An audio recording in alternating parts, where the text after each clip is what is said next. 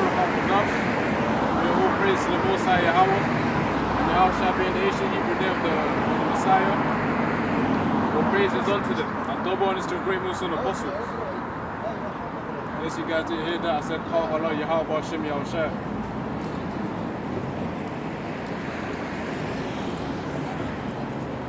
Today we'll be preaching about chariots. Those are the vehicles of the heavens on which we hope for in order to receive salvation. Obviously through Yahweh Shai, but those are the vehicles on which we're going to be beamed up in as we believe.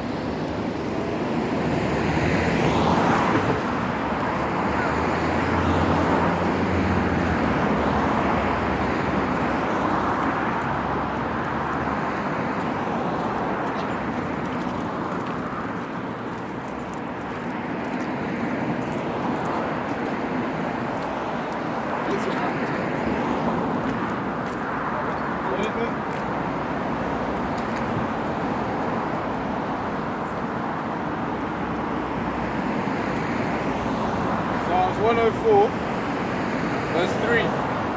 He layeth the beams of his chambers in the waters. He maketh the clouds his chariot. He walketh upon the wings of the wind. Obviously right there, it's talking about the chariots of the heavens, which people nowadays call UFOs. People might call them UFOs because they're unidentified to them, to the Edomites and all the other heathens as well. But obviously, in Yasha between the great Muslim and obviously those who know about the chariots, they call them chariots. We call them IFOs, identified flying objects. Because you know they're the chariots of salvation. And Yahweh willing, we get beamed up by them as well. That's why we come out here with faith and we keep preaching. Week in, week out.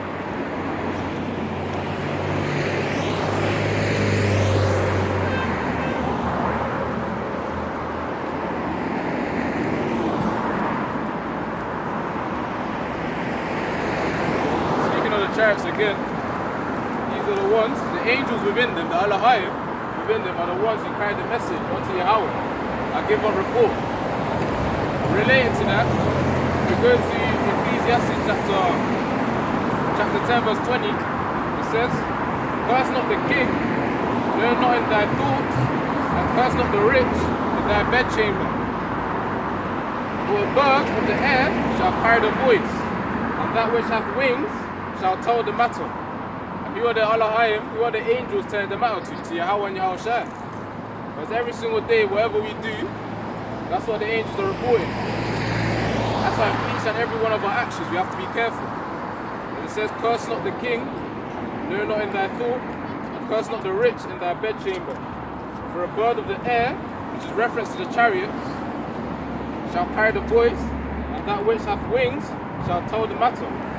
Speaking of wings, that's also a description of the chariot as well. Because if you go to Ezekiel chapter 1, it's basically a description of the vision that Yahweh brought onto Ezekiel, the prophet Ezekiel. It was a description of a chariot really. Which was in fact, I'll get it right now. Ezekiel chapter 1.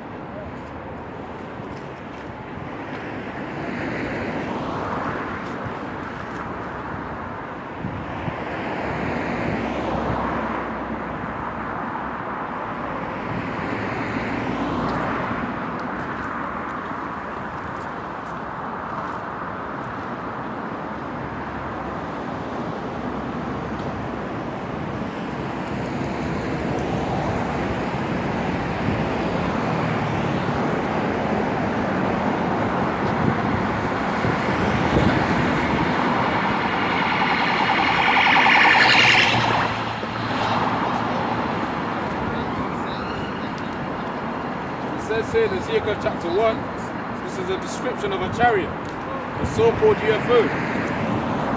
Ezekiel chapter 1 verse 4. And I looked and behold, a whirlwind came out of the north, a great cloud, and a fire enfolding itself. And the brightness was about it, and out of the midst thereof as of a color of amber, out of the midst of fire. There's that description right there where it mentions whirlwind and a great cloud. That's referring to the chariot. As we can go to Revelations, That's how, actually Matthew chapter 24, that's how Yahushua is going to come back. The great clouds, many of the great clouds. Let me go to Matthew chapter 24. Believe it or not, those are the vehicles that are going to do the beaming up. The elect, Yahweh willing, during World War III, when those nuclear missiles are coming up, which the heathens, the two-thirds, they don't really understand. That's the time in which the chariots are going to show themselves like for real. But obviously they are showing themselves right now, but they're going to be close up to the heathens. And only the elect, Yahweh willing, and part of it, are going to be beamed up. That's the whole. So you know you're Israel. So that's the thing. Huh?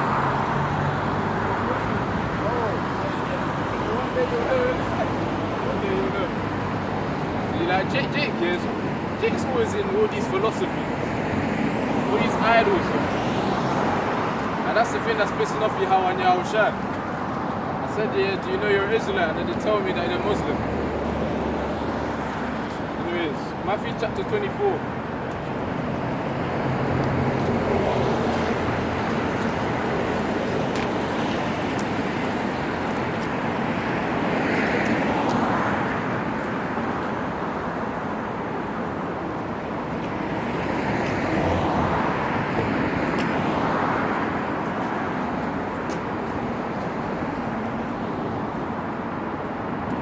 There was a scripture in it.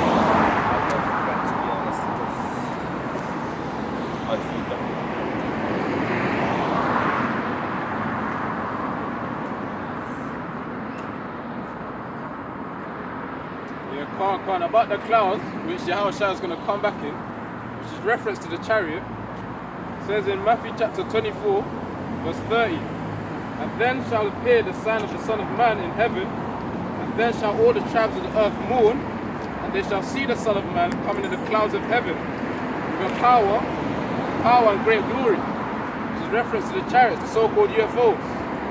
That's what's coming.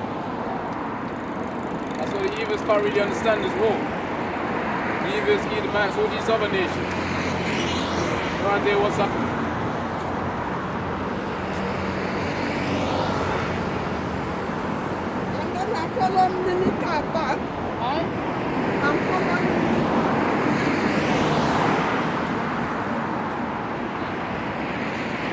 Gotta keep having that faith, man. Those chariots are coming real soon.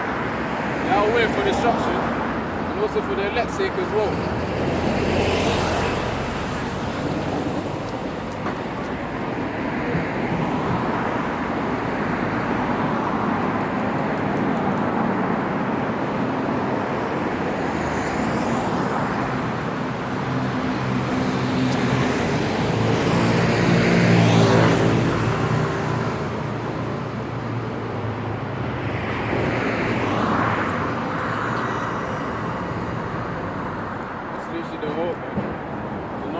Unto his servants, unto those who truly want to strive for Yahweh Yahushua, to fight for the names of Yahweh Yahushua.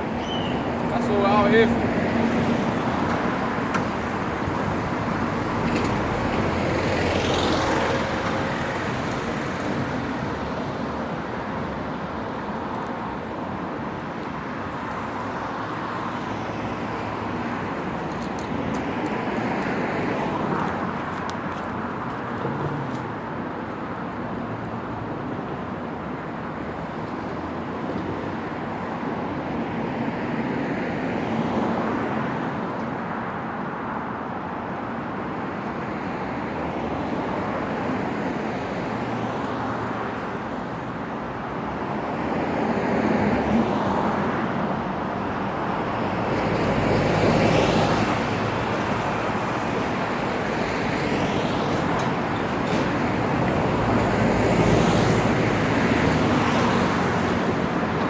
Isaiah chapter 31, verse 3.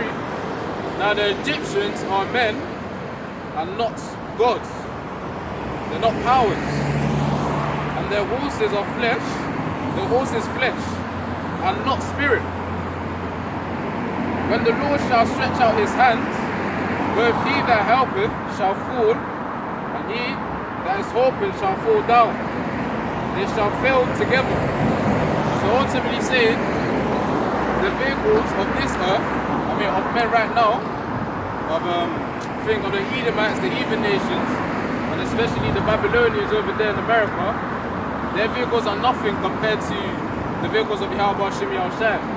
The chariots are on another level compared to the vehicles here. That's literally what that scripture is saying. It says, now the Egyptians are men and not gods. They're not powers. And their horse is flesh, not spirit. Now we know that the horses of the angels are pretty much the chariots. That's the basic knowledge not everyone understands. The horses of the Yahweh Shem Yahushai, metaphorically speaking, are the chariots, the vehicles of the heavens, which the angels use.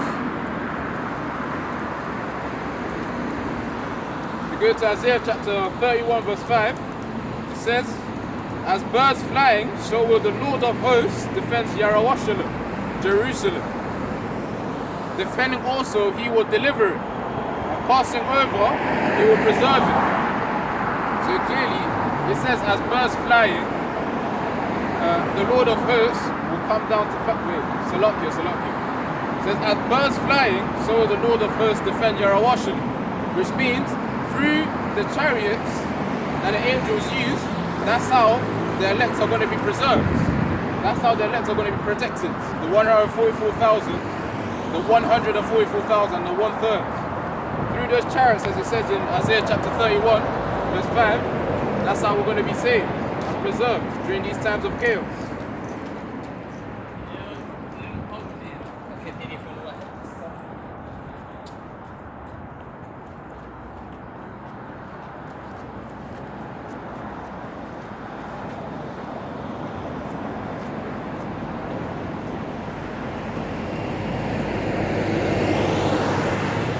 Speaking about the spirits as well, the fact that the Egyptians' chariots, the vehicles of the Egyptians are not of spirit, they're of the flesh essentially. It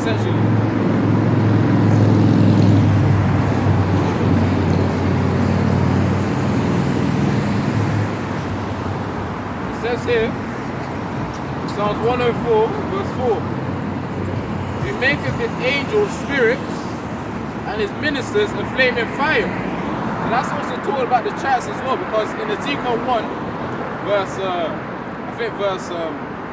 4, it talks about a fire enfolding within itself. That's the description of the chariot. A fire literally enfolding within itself. Which is something to think about as well. But the angels are spirits as well, and his ministers are flaming fire. So those chariots which are watching over the earth, watching over the Alahai, the elect, they are willing with part of it.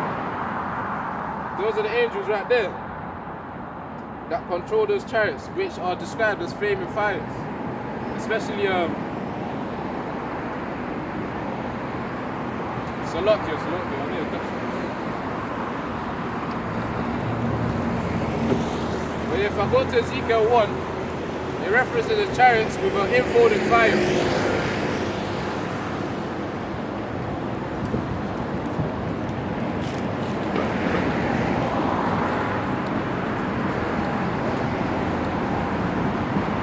In Ezekiel chapter 1 verse 4, and I looked and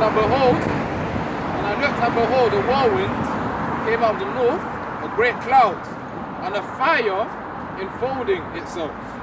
So referencing his ministers are fires, back in Psalms 104 verse 5 or something like that, I think. But yeah, that's talking about the chariots right there. When they got their glow in the night, that's talking about the fires enfolding within itself. I think there was also a video in the UK of a chariot having a hole basically within itself, and also the outside being like a donut shape essentially, a donut shape but hard, with You know, I'll play the clip right now. Probably gonna have to edit this video too.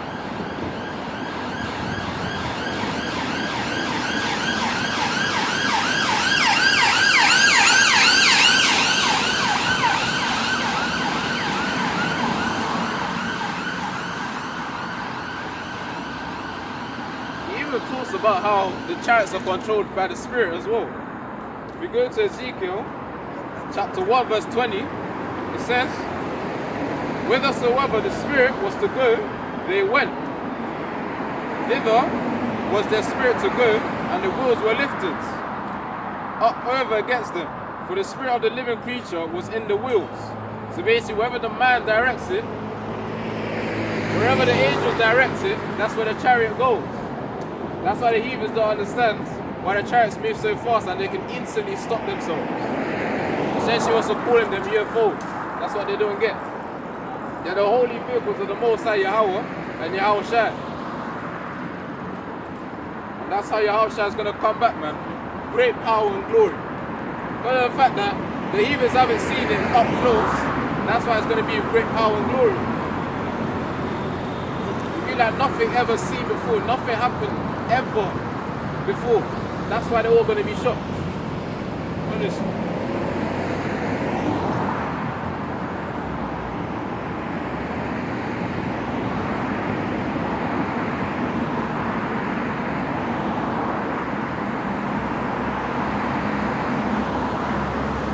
It's going to be cold though. Start meditating about things. How we're going to get our own chariots personally, as well as control them and have fun with them. And I remember an Instagram post of one of the Akim. I think it was Ibar Yahawada. It was talking about chariot racing, because that's coming in the kingdom as well. Obviously that will be our time of rest, and then we're going to take advantage of it as well, because we're going to rest, we're going to have fun as well as do the will of Yahweh Shai. Because there will be certain roles for Akim to do in the kingdom. But yeah, man, chariot racing is coming. It's coming, it's coming.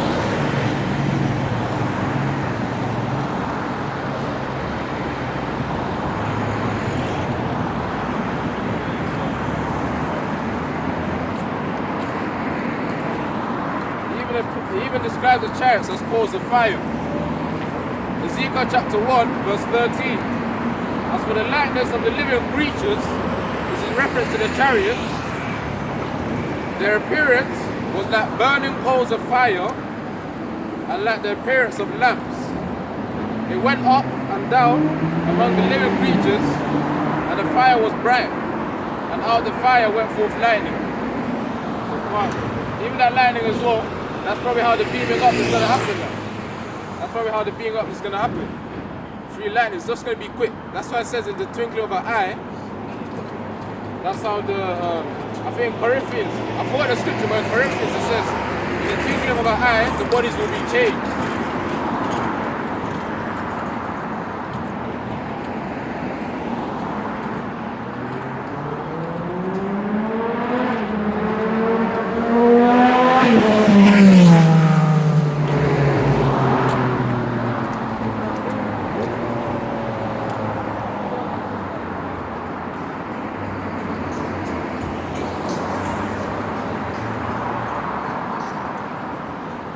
For those who don't want to listen, the 2/3 especially of Yasharallah, this is what's going to happen to them. They keep worshipping those idols, that's what's going to happen. This is what's going to happen in Ezekiel chapter 6. Ezekiel chapter 6 verse 6. In all your dwelling places, the city shall be laid waste, and the high places shall be desolate. That your altars may be laid waste and made desolate, and your idols may be broken and seized. Your images may be cut down, and your works may be abolished. That's what's coming onto the 2/3 of Yasharallah. If they don't want to listen, that's what's going to come to them. Idols going to be broken down, the images cut down, especially of that fake representation of the Messiah. That's not even Yahweh Shai really. That's not Yahweh Shai. That's the idol. The one they so-called, they call the thing. The one that the world calls Jesus Christ is the idol. Yahweh Shai is his own person. He never looked like that. He never looked like an Edomite. He was from the tribe of Yahweh. And that's what people don't get. That's what 2/3 refuse to understand. And that's what they even don't, well, mainly 2/3 they don't really understand it. And they're the ones who are supposed to understand. This is key knowledge. It's key knowledge. The card is still recording.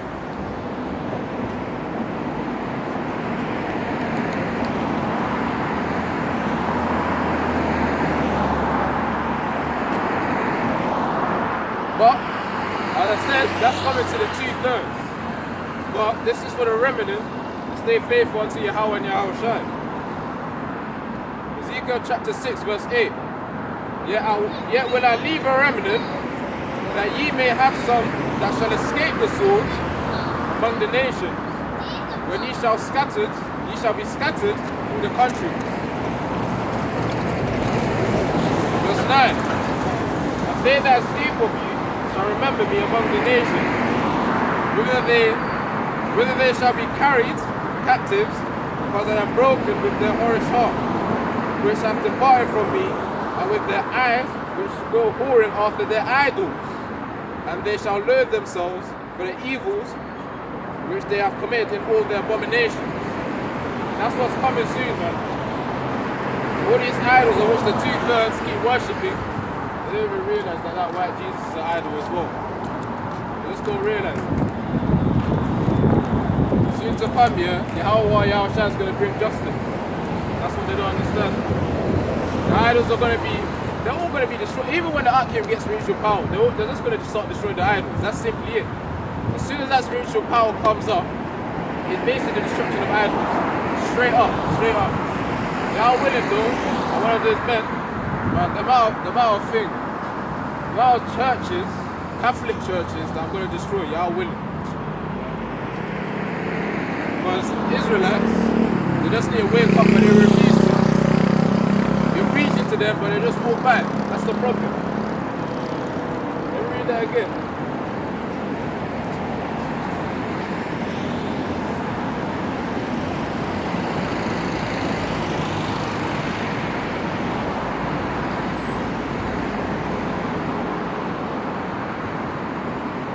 Ezekiel chapter 6 verse 6.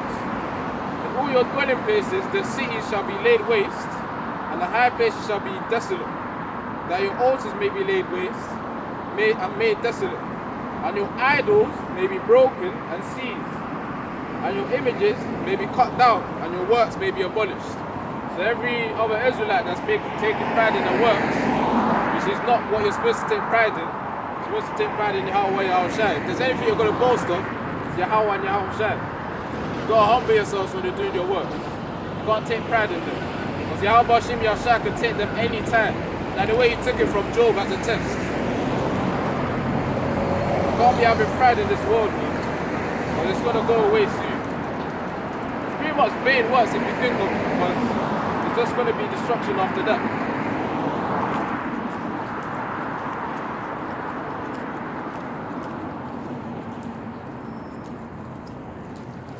Exactly.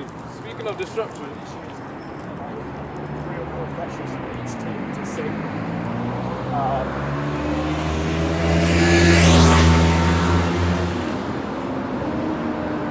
Speaking of destruction, in Ezekiel chapter 7, verse 25, it says, "Destruction cometh, and they shall seek peace." I'll read it again. Ezekiel chapter 7, verse 25. Destruction cometh, and they shall seek peace, there shall be none. So obviously when that time of destruction and chaos comes, there's going to be no peace for those people who refuse to receive this knowledge. Specifically, referring to those Israelites, those 2/3, Zechariah 13 verse 8, that don't want to come to Yahweh Shim Yahshai. Let me go to that right now. In fact, before I go to that, I'll read the scripture of Hosea 4 verse 3. "Therefore shall the land mourn, and every one that dwelleth therein shall languish, with the beasts of the field, and with the fowls of the heavens. The fish of the sea also shall be taken away." So obviously that time of feeding is going to fade away as well. Famine's coming. That's what Hosea chapter 4 verse 3 says. I mean, it's talking about.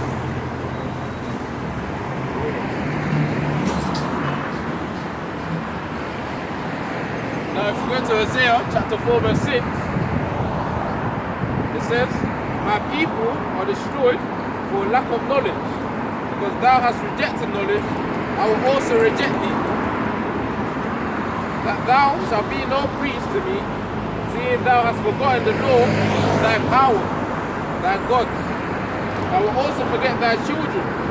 Obviously that's why they say the curses are going to be transferred onto the third and the fourth generation. Because of the fact that Yashar have forgot their laws. They forgot Yahweh Hashem Yahushai. They rejected the knowledge provided to them.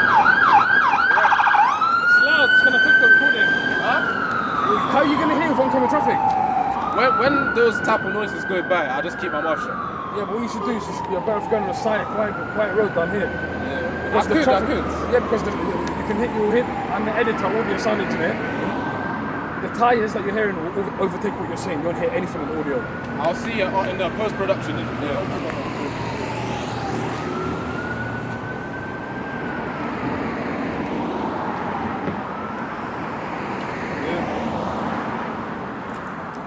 That's what's coming soon. The fact that the people don't reject knowledge, they're gonna get the punishment for it. They want to take the warning, man.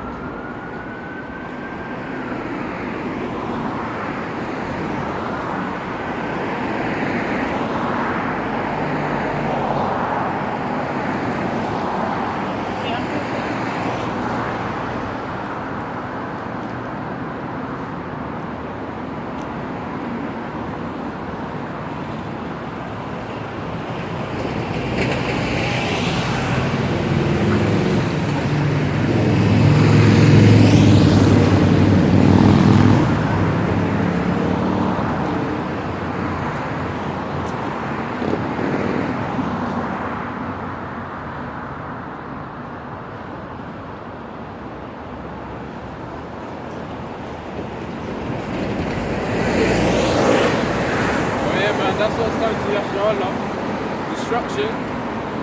They don't take heed unto the word of Yahweh Yahushua.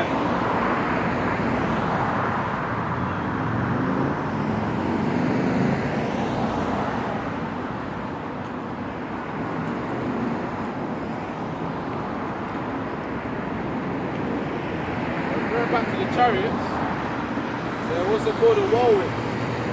In the book of Nahum, chapter 1, verse 3.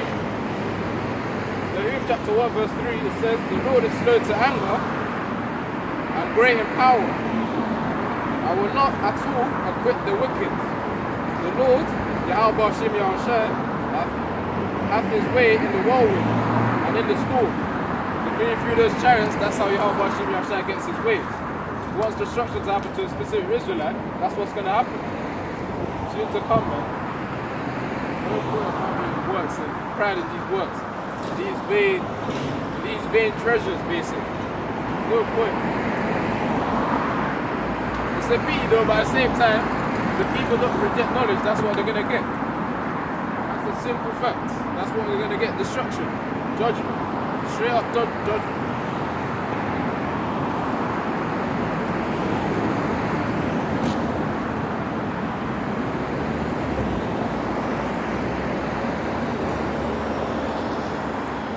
Let me go to another scripture based on the chariots.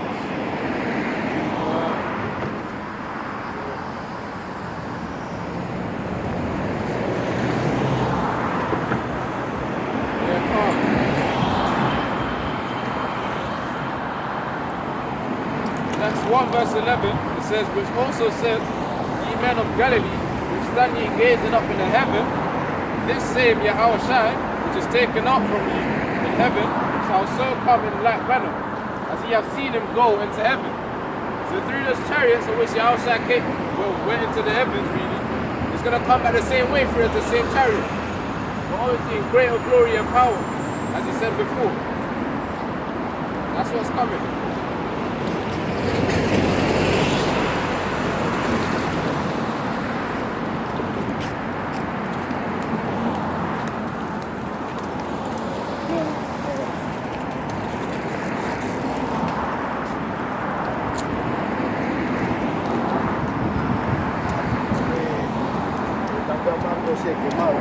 Pero ese ya le pierde los valores.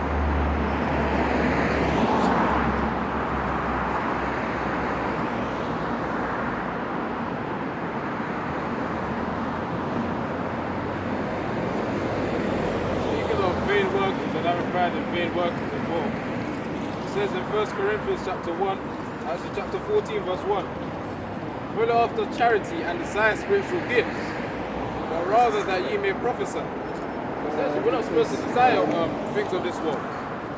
Obviously we just need the fundamentals, the necessities. But after that, all the rest is just vanity really. All the rest is just vanity. We're not supposed to have pride in that. We're not supposed to desire it, but we're supposed to desire the spiritual gifts like wisdom, Bihalba Shimya Shai, and obviously that upcoming spiritual power as well. Our I'll take part.